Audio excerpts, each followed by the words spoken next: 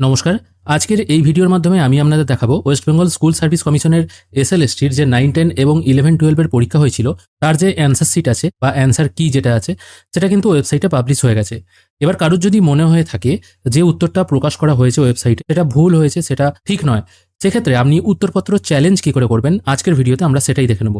সেই জন্য সবার আগে আপনাদের এই নতুন ওয়েবসাইটে এসে লগ ইন করে নিতে হবে। লগ ইন করার পর আপনাদের সামনে এই টাইপের একটি ড্যাশবোর্ড চলে আসবে।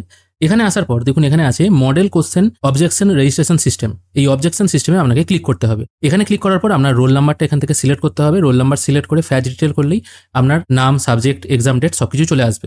আমি আপাতত ফ্যাচ ডিটেল করছি না।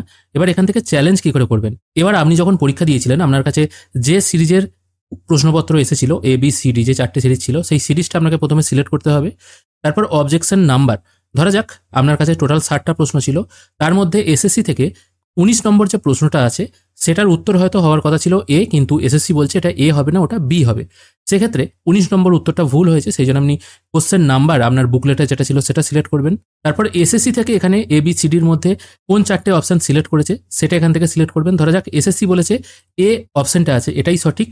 এবার আপনার মনে হচ্ছে এটা সঠিক হবে না, ডিটা সঠিক হবে, অথবা হয়তো এটাও হতে পারে যে 4টে অপশন দেওয়া আছে তার মধ্যে কোনোটাই হয়তো সঠিক নয়। সেক্ষেত্রে নো অ্যান্সার ইজ কারেক্ট এটা করে দিতে পারেন। অথবা এটাও হতে পারে যে 4টে অপশন দেওয়া হয়েছিল তার মধ্যে যে কোনো 2টো অপশন হয়তো সঠিক, এটাও হতে পারে। অথবা প্রশ্নটাই ভুল অথবা সিলেবাসের বাইরে। এবার এখান থেকে যেটা ইচ্ছে সঠিক বা যেটা আপনার মনে হবে সেটা সিলেক্ট করবেন। তারপর যদি মনে হয় আরও অন্যান্য কোশ্চেনে এরকম প্রবলেম আছে তাহলে অ্যাড মোর কোশ্চেন এই অপশনটা সিলেক্ট করবেন। এখান থেকেও ঠিক একই রকমভাবে কোশ্চেন নাম্বারটা সিলেক্ট করবেন। এখান থেকে আপনার বুকলেট সিরিজ সেট করার দরকার নেই, কারণ এটা আপনি একবারে সিলেক্ট করে নিয়েছেন।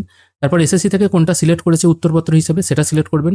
আপনার কোনটা মনে হচ্ছে সেটা সিলেক্ট করে সাবমিট অবজেকশন অপশনে ক্লিক করবেন। আপাতত আমি সাবমিট করছি না, এইভাবেই কিন্তু টোটাল প্রসেসটা হবে। তবে সাবমিট অবজেকশন করলেই আপনার সঠিক যে উত্তর তার পরিপ্রেক্ষিতে যে ডকুমেন্ট আছে সেই ডকুমেন্ট বা যে অংশতে সঠিক উত্তরটি লেখা আছে ওই অংশটা আপনাকে আপলোড করতে হবে। আপলোড করলেই কিন্তু আপনি ফাইনাল সাবমিট করে দিতে পারবেন। আর ফাইলটা অবশ্যই করতে হবে PDF ফরম্যাটে 250 কেবির মধ্যে। এবার এরপর আপনাকে পেমেন্ট করতে হবে, 100 টাকা পেমেন্ট করতে হবে। যদি আপনি যেটা চ্যালেঞ্জ করেছেন মানে আপনি যেটা বলছেন আর কি সেটা যদি ঠিক হয় এবং এসএসসি যেটা উত্তর হিসেবে বার করেছে সেটা যদি ভুল হয়ে থাকে, মানে আপনি যদি জিতে যান আর কি, সেক্ষেত্রে আপনাকে 100 টাকা ফেরত দেওয়া হবে। আর যদি আপনারটা ভুল হয় তাহলে কিন্তু আপনাকে টাকা ফেরত দেওয়া হবে না। এবার এক্ষেত্রে একটা কথা বলে রাখি, আপনি চ্যালেঞ্জ করলেন আপনিই শুধু নাম্বারটা পেলেন এটা কিন্তু নয়।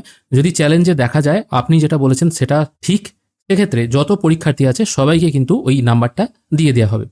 আশা করি আজকের এই ভিডিও আপনাদের ভালো লেগেছে। যদি ভালো লেগে থাকে অবশ্যই একটি লাইক করবেন। ভিডিও দেখার জন্য অসংখ্য ধন্যবাদ। ভালো থাকবেন।